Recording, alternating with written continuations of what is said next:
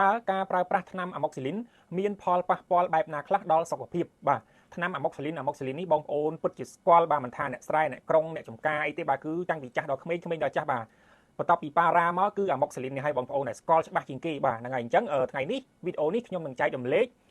ពីផលប៉ះពាល់នៃការប្រើប្រាស់ថ្នាំអាម៉ុកស៊ីលីនទៅដល់បងប្អូនទាំងអស់គ្នាឲ្យបានដឹងថាវាមានអ្វីខ្លះអញ្ចឹងណាបងប្អូនបាទជាធម្មតាបងប្អូនតែងតែប្រើអាម៉ុកស៊ីលីនគឺអត់តាន់ដឹងពីផលប៉ះពាល់របស់វាអីខ្លះទេបាទអញ្ចឹងថ្ងៃនេះខ្ញុំនឹងបញ្ចេញឲ្យបងប្អូនដឹងទាំងអស់បាទអញ្ចឹងបងប្អូនកុំភ្លេចជួយ share វីដេអូនេះទៅកាន់អ្នកដទៃឲ្យគាត់បានដឹងផងបាទតោះយើងទៅស្ដាប់ទាំងអស់គ្នាដូចតទៅបាទសំណួរទី1តើថ្នាំអាម៉ុកស៊ីលីនគឺជាអ្វីបាទថ្នាំអាម៉ុកស៊ីលីនគឺជាថ្នាំអង់ទីប៊ីយោទិកដែលស្ថិតនៅក្នុងក្រុមពេនីស៊ីលីនឬក៏ក្រុមអាមីណូបាទហើយវាមានតួនាទីប្រឆាំងនឹងបាក់តេរីបាទបាក់តេរីផ្សេងៗដែលបង្ករោគនៅក្នុងរាងកាយរបស់យើងអញ្ចឹងបងប្អូនបាទនេះគឺជានិយមន័យរបស់ថ្នាំអាម៉ុកស៊ីលីនបាទសំណួរទី2តើគេប្រើប្រាស់ថ្នាំអាម៉ុកស៊ីលីនដើម្បីព្យាបាលទៅលើជំងឺអ្វីខ្លះបាទសំណួរនេះច្បាស់ជាបងប្អូនទាំងអស់គ្នាពិតជាចង់ដឹងហើយបាទតោះឥឡូវយើងទៅស្ដាប់ទាំងអស់គ្នាដូចតទៅបាទចំណុចទី1គេប្រើថ្នាំអាម៉ុកស៊ីលីននេះដើម្បីព្យាបាលការបង្ករោគនៅត្រចៀកច្រមុះនិងបំពង់កបាទចំណុចទី2បាទគឺគេប្រើអាម៉ុកស៊ីលីននេះព្យាបាលការបង្ករោគនៅផ្លូវទឹកនោមឬក៏ប្រព័ន្ធទឹកនោមរបស់អ្នកបាទអញ្ចឹងអ្នកណាដែលមានបញ្ហាដូចជាមានបាក់តេរីនៅកន្លែងផ្លូវទឹកនោមមានការលាកផ្លូវទឹកនោមអីអញ្ចឹងបាទក៏គេអាចប្រើអាម៉ុកស៊ីលីននេះព្យាបាលនៅកន្លែងហ្នឹងបានផងដែរបាទចំណុចទី3បាទគឺគេព្យាបាលការបង្ករោគនៅលើស្បែកនិងជាលិកាផ្សេងៗដែលពាក់ព័ន្ធនៅកន្លែងស្បែករបស់យើងហ្នឹងបាទអញ្ចឹងគេប្រើអាម៉ុកស៊ីលីនព្យាបាលកន្លែងហ្នឹងដែរបាទទី4បាទគេប្រើអាម៉ុកស៊ីលីននេះព្យាបាលបាក់តេរីដែលមាននៅក្នុងក្រពះគឺអេលីកូបាក់តេពីឡូរីបាទទី5បាទគេប្រើអាម៉ុកស៊ីលីននេះដើម្បីព្យាបាលការបង្ករោគនៅផ្លូវដង្ហើមដូចជាការរលាកសួតឬក៏រលាកទងសួតជាដើមបាទចំណុចទី6បាទគេប្រើប្រាស់ថ្នាំអាម៉ុកស៊ីលីននេះព្យាបាលទៅលើដំបៅនៅលើស្បែកបងប្អូនដំបៅដែលមានឈ្មោះថាគេហៅថាដំបៅងាប់បងប្អូនអាដំបៅហ្នឹងគឺវាពណ៌ខ្មៅនៅលើស្បែកនឹងក្រៀមនៅហ្នឹងតែវាអត់ងាយជាបងប្អូនបាទអញ្ចឹងគេប្រើអាម៉ុកស៊ីលីនហ្នឹងដើម្បីព្យាបាលជំងឺដំបៅនៅលើស្បែកហ្នឹងដែរបងប្អូនបាទដំបៅខ្មៅអុចហ្នឹងបងប្អូនបាទងាយជាហ្នឹងបាទចំណុចទី7បាទចំណុចទី7នេះគេប្រើអាម៉ុកស៊ីលីនដើម្បីព្យាបាលការបង្ករោគដែលធ្វើឲ្យរលាកស្រោមបេះដូងឬក៏សាច់ដុំបេះដូងបាទអញ្ចឹងអាម៉ុកស៊ីលីនក៏មានសារៈសំខាន់អាចព្យាបាលកន្លែងហ្នឹងបានផងដែរបាទចំណុចទី8បាទចំណុចទី8នេះគេប្រើប្រាស់អាម៉ុកស៊ីលីនដើម្បីព្យាបាលការបង្ករោគដោយសត្វតកែគោបងប្អូនអាសត្វទុំនៅលើតិចគោអីហ្នឹងឬក៏នៅក្នុងតិចសត្វឆ្កែអីបងប្អូនអាចតកែមូលហ្នឹងបាទអញ្ចឹងនៅពេលអាសត្វហ្នឹងបើសិនជាវាខំទៅប៉ះមនុស្សយើងបាទវាធ្វើឲ្យយើងក្តៅខ្លួនបាទវាធ្វើឲ្យបង្ករោគមានស្នាមក្រហមរលាកកន្ទួលរមាស់បាទនៅកន្លែងដែលវាខំហ្នឹងបាទអញ្ចឹងអាម៉ុកស៊ីលីនក៏គេប្រើព្យាបាលទៅលើបញ្ហាអស់ហ្នឹងដែរបាទចំណុចទី9បាទចំណុចទី9នេះគឺគេប្រើប្រាស់ថ្នាំអាម៉ុកស៊ីលីនដើម្បីព្យាបាលជំងឺក្លាមីឌាបាទដែលជាជំងឺឆ្លងតាមរយៈការរួមភេទបាទអញ្ចឹងជំងឺនេះវាចាត់ទុកជាជំងឺកាមរោគមួយដែរបងប្អូនបាទប៉ុន្តែគេអាចប្រើប្រាស់អាម៉ុកស៊ីលីនដើម្បីព្យាបាលជំងឺនឹងបានផងដែរបាទជំងឺនៅចំណុចទី1រហូតដល់ចំណុចទី9នេះគឺគេអាចប្រើប្រាស់ថ្នាំអាម៉ុកស៊ីលីនដើម្បីព្យាបាលវាបានផងដែរបាទអញ្ចឹងសូមបងប្អូនទាំងអស់គ្នាដែលមិនដឹងបាទអាចកត់ចំណាំពីឥឡូវនេះតទៅបាទអញ្ចឹងកុំភ្លេចជួយ share ទៅអ្នកទាំងអស់គ្នាផងបាទសំណួរទី3តើថ្នាំអាម៉ុកស៊ីលីនមានកម្រិតដូសលេខប៉ុន្មានខ្លះបាទកន្លែងនេះបងប្អូនខ្លះក៏ដឹងបងប្អូនខ្លះក៏អត់ដឹងទេបាទអញ្ចឹងខ្ញុំនឹងបញ្ជាក់ពីមួយដល់បងប្អូនទាំងអស់គ្នាបានដឹងបាទចំណុចទី1ថ្នាំអាម៉ុកស៊ីលីនដែលមានលេខ125មីលីក្រាមនិងលេខ250មីលីក្រាមគេប្រើសម្រាប់ទំពាបាទញ៉ាំទំពាហើយយើងលេបបាទអញ្ចឹងគឺថ្នាំហ្នឹងគឺគេប្រើសម្រាប់ទំពាមិនមែនយើងផឹកលេបតែម្ដងឯបាទហ្នឹងគឺប្រភេទទំពាបាទប្រភេទទី1ចំណុចទី2បាទថ្នាំអាម៉ុកស៊ីលីនដែលមានលេខ250មីលីក្រាមនិងលេខ500មីលីក្រាមដែលមានប្រវែងវែងមូលបាទហើយសម្បកវាទន់យើងអាចលេបទៅបានបាទអញ្ចឹងខ្ញុំគិតថាបងប្អូនប្រហែលជាស្គាល់ហើយប្រភេទហ្នឹងបាទចំណុចទី3បាទថ្នាំអាម៉ុកស៊ីលីនដែលមានលេខ500មីលីក្រាមនិងលេខ875មីលីក្រាមបាទជាប្រភេទថ្នាំមូលដូចថាសបាទហើយគ្រាប់របស់វាហ្នឹងគឺគ្រាប់ស្រាតសំប៉ែតបាទគឺអត់មានសម្បកទេបាទចំណុចទី4ថ្នាំអាម៉ុកស៊ីលីនដែលមានលេខ125មីលីក្រាមនិងលេខ250មីលីក្រាមបាទប្រភេទកញ្ចប់ម្សៅបាទហ្នឹងគឺយើងសម្រាប់បាទដាក់ជាមួយទឹកហើយយើងកូយើងអាចផឹកឬក៏បច្រកក្មេងឬក៏បច្រកអ្នកជំងឺដែលមិនអាចលេបទាំងមូលបានអញ្ចឹងបាទអញ្ចឹងអាហ្នឹងគឺជាប្រភេទកញ្ចប់ឬក៏ប្រភេទម្សៅបាទហើយចំណុចទី5ចុងក្រោយគេនេះគឺថ្នាំអាម៉ុកស៊ីលីនដែលជាប្រភេទសេរ៉ូបងប្អូនបាទអញ្ចឹងប្រភេទសេរ៉ូហ្នឹងគឺវាមានលេខ125មីលីក្រាមក្នុង5មីលីលីត្រឬក៏លេខ200មីលីក្រាមក្នុង5មីលីលីត្រ250ក្នុង5មីលីលីត្រឬក៏លេខ400មីលីក្រាមក្នុង5មីលីលីត្របាទអញ្ចឹងអាហ្នឹងជាប្រភេទសេរ៉ូប្រភេទផ្អែមប្រភេទអីអញ្ចឹងទៅបាទសម្រាប់បច្រកក្មេងឬក៏សម្រាប់អ្នកដែលប្រើលេខតូចដុសតូចអញ្ចឹងគឺគេអាចប្រើសេរ៉ូនឹងបានផងដែរបាទសំណួរទី4តើការប្រើប្រាស់ថ្នាំអាម៉ុកស៊ីលីនមានផលប៉ះពាល់អ្វីខ្លះដល់សុខភាពឬក៏ដល់រាងកាយរបស់អ្នកបាទនេះជាសំណួរសំខាន់ដែលបងប្អូនទាំងអស់គ្នាកំពុងតែទន្ទឹងរង់ចាំបាទតោះយើងទៅស្ដាប់ទាំងអស់គ្នាដូចតទៅបា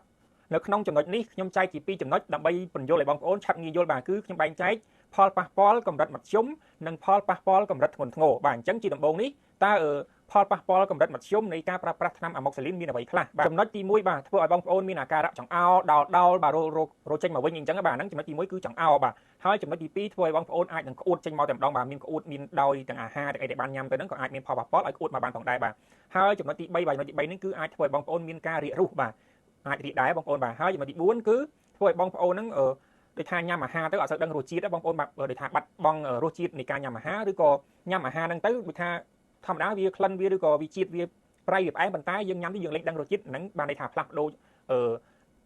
ក្លិនអាហារដែលយើងញ៉ាំឬក៏រសជាតិអាហារដែលយើងញ៉ាំនឹងបានផងដែរបាទចំណុចទី5បាទចំណុចទី5នេះគឺធ្វើឲ្យមានការឈឺក្បាលបាទអញ្ចឹងកាលណាប្រើប្រាស់អាម៉ុកស៊ីលីនហ្នឹងទៅបាទផលប៉ះពាល់កម្រិតមធ្យមរបស់វាគឺធ្វើឲ្យឈឺក្បាលបានផងដែរបាទចំពោះចំណុចលេខ1ដល់ចំណុចលេខ5ដែលខ្ញុំបានរៀបរាប់អំបញ្ញមិញនេះបាទវាជាផលប៉ះពាល់កម្រិតមធ្យមនៃការប្រើប្រាស់ថ្នាំអាម៉ុកស៊ីលីនបាទអញ្ចឹងសូមបងប្អូនកត់ចំណាំទាំងអស់គ្នាកន្លែងហ្នឹងបាទយើងចូលដល់ចំណុចមួយទៀតបាទគឺផលប៉ះពាល់កម្រិតធ្ងន់ធ្ងរនៃការប្រើប្រាស់ថ្នាំអាម៉ុកស៊ីលីនបាទតើការប្រើប្រាស់ថ្នាំអាម៉ុកស៊ីលីនហ្នឹងវាមានផលប៉ះពាល់ធ្ងន់ធ្ងរនឹងបែបណាខ្លះអញ្ចឹងណាបាទតោះយើងត្រូវសម្ដាប់និងមើលទស្សនាទាំងអស់គ្នាដូចតទៅបាទចំណុចទី1បាទផលប៉ះពាល់ធ្ងន់ធ្ងរហ្នឹងគឺធ្វើឲ្យបងប្អូនមានអាការៈស្លេកស្លាំងបាទមុខមាត់ស្លេកស្លាំងដៃជើងស្លេកស្លាំងបាទអញ្ចឹងហ្នឹងក៏ជាផលប៉ះពាល់កម្រិតធ្ងន់ណាបងប្អូនបាទចំណុចទី2បាទធ្វើឲ្យបងប្អូនមានពងបែកឬក៏របកស្បែករបស់បងប្អូនបានណាបាទអញ្ចឹងការប្រើប្រាស់អាម៉ុកស៊ីលីនប៉ះពាល់កម្រិតធ្ងន់ធ្ងរគឺវាអាចមានផលប៉ះពាល់បែបហ្នឹងបាទចំណុចទី3បាទគឺធ្វើឲ្យរមាស់ស្បែកបាទអញ្ចឹងកាលណាយើងប្រើទៅគឺវាអាចមានប្រតិកម្មឲ្យរមាស់ស្បែកខ្លាំងអញ្ចឹងណាពិបាកអញ្ចឹងទៅបាទហើយចំណុចទី4បាទចំណុចទី4នេះគឺធ្វើឲ្យបងប្អូនមានឡើងកន្ទួលក្រហមនៅលើស្បែកបាទឡើងកន្ទួលឡើងពេញខ្លួនអញ្ចឹងទៅណាឡើងនៅលើមុខលើខ្លួនលើកលើខ្នងអញ្ចឹងទៅបា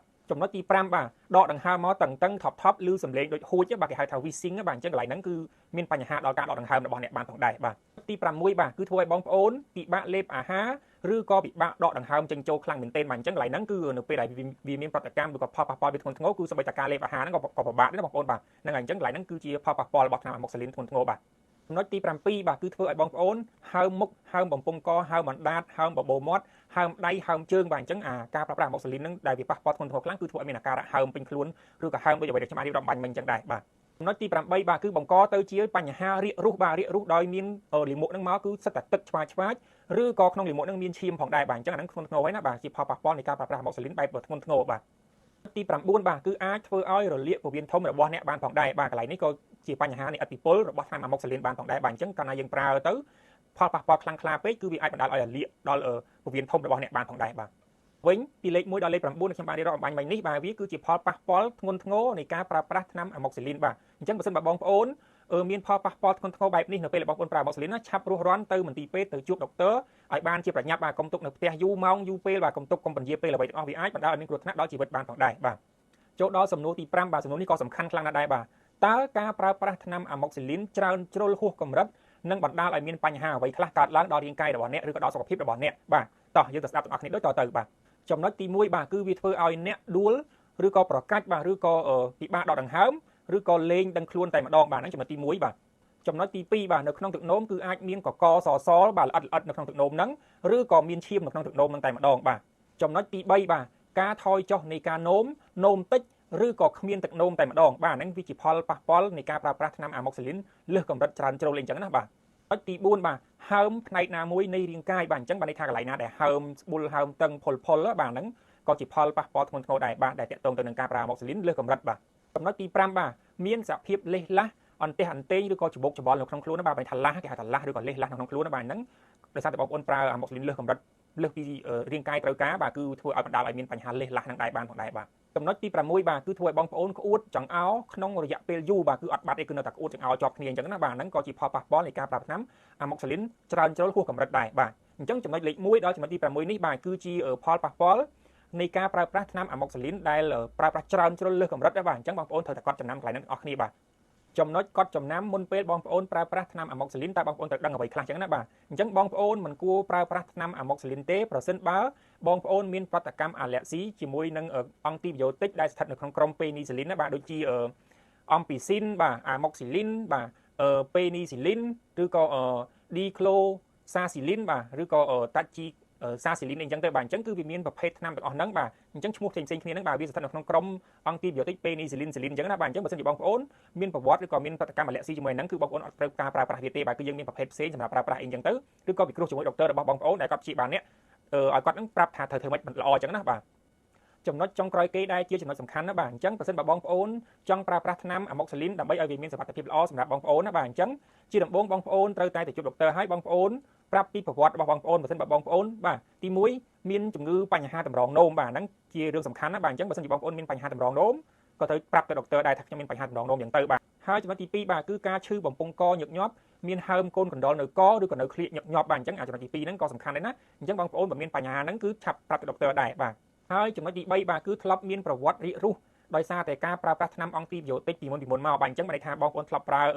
អាម៉ុកស៊ីលីនបាទឬក៏ពេនីស៊ីលីនឬក៏អំពីស៊ីននេះបងប្អូនធ្លាប់ប្រើពីមុនមកមានការរីករុះដោយសារតែថ្នាំអស់ហ្នឹងក៏ត្រូវតែប្រាប់ទៅដុកទ័រដែរបាទចំណុចទី4បាទគឺបងប្អូននៅពេលដែលបងប្អូនមានអាឡែស៊ីជាមួយអាហារបាទញ៉ាំអាហារអីដូចជាគ្រឿងសមុទ្រអីឬក៏អាឡែស៊ីអីអញ្ចឹងហើយនឹងអាឡែស៊ីជាមួយថ្នាំផ្សេងៗបាទអញ្ចឹងបងប្អូនមានប្រវត្តិទាំងអស់ហ្នឹងក៏ឆាប់រីកាទៅដុកទ័រដែរបាទដើម្បីឲ្យគាត់មាន best way ល្អជាងហ្នឹងសម្រាប់ចែករំលែកដល់បងប្អូនបាទក្នុងការព្យាបាលបងប្អូនដែរបាទចំណុចទី5បងប្អូនត្រូវតែញ៉ាំថ្នាំតាមវេជ្ជបញ្ជារបស់ដុកទ័រឲ្យបានទៀងទាត់បាទដូចជាការញ៉ាំឲ្យបានទៀងម៉ោងបាទ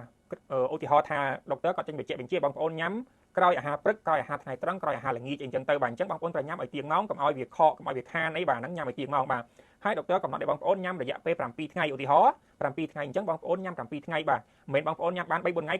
ឈប់ញ៉ាំទៅទុកចោលទៅក៏លេងទៅជួបដុកទ័រទៀតទៅអាហ្នឹងគឺអត់ល្អទេបាទធ្វើឲ្យថ្នាំហ្នឹងខូចថ្នាំហ្នឹងហើយថ្ងៃក្រោយបងប្អូនអាចប្រើប្រាស់ថ្នាំហ្នឹងទៅគឺលេងត្រូវតែម្ដងបាទអញ្ចឹងមានបញ្ហា resistant ថ្នាំហ្នឹងអញ្ចឹងទៅបាទហ្នឹងហើយហើយចំណុចមួយទៀតគឺបងប្អូនមិនត្រូវទៅទិញថ្នាំអាម៉ុកស៊ីលីនហ្នឹងយកមកលេបខ្លួនឯងតាមតែអំពើចិត្តទីបងប្អូនបាទអ្នកខ្លះវិញទៅកំងកន្លែង pharmacy បងយកអាម៉ុកស៊ីលីនពីផ្ទះបាទអញ្ចឹងយកមកដល់យកមកលេបខ្លួនឯងនឹកឃើញថ្ងៃណាលេបថ្ងៃណាអត់បាទយ៉ាងកាន់ណាលេបអស់ទាំងពីប្រទេសហ្នឹងទៀតថែមលេបថែមទៀតអញ្ចឹងបាទលេបអត់មានការកំណត់អត់ដឹងពីជំងឺខ្លួនឯងហ្នឹងអត់ដឹងថាវាមានផលប៉ះពាល់អីចឹងបាទចេះតែលេបទៅអាហ្នឹងក៏អត់ល្អដែរបាទអញ្ចឹងជាចំណុចសំខាន់បងប្អូនត្រូវយល់ដឹងទាំងអស់គ្នាបាទវីដេអូរបស់ខ្ញុំដែលទាក់ទងទៅនឹងថ្នាំអាម៉ុកស៊ីលីននេះបាទគឺបានមកដល់ទីបញ្ចប់ហើយបើសិនបើបងប្អូនមានអ្វីដែលមិនយល់អាចទម្លាក់ comment សួរក្នុងវីដេអូរបស់ខ្ញុំបានបាទចុងក្រោយសូមជូនពរដល់បងប្អូនទាំងអស់គ្នាឲ្យជួបតែសេចក្តីសុខសុខភាពល្អបាទហើយកុំភ្លេចជួយ share វីដេអូខ្ញុំទៅកាន់អ្នកដទៃបានឃើញផងបាទអរគុណច្រើន